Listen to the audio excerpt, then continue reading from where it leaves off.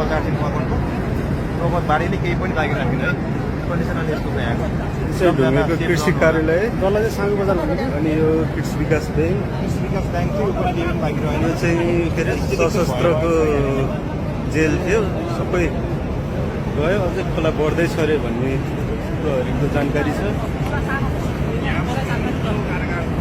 त्यो पनि छैन यहाँ ढुङ्गेको बजारी यो घरहरूमा मान्छे फसिरहेछ त्यसको लागि हेलिकप्टर मगाएको छ अरे भन्ने सुनेको छ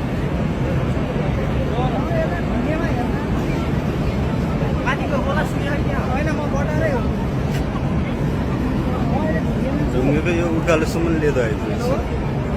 खै गाडी हेर यो त मास्तिरबाट ल्याएको गाडी होला है मान्छे भाग्नै भ्यायो कि भ्याएन भन्ने कुरा हो त्यही हो नि यस्तो अलिकति जानकारी नहुनुहुन्छ त है कतिजना बगायो मान्छे बगायो होला यहाँको भाग्ने भ्यायो कि भ्याएन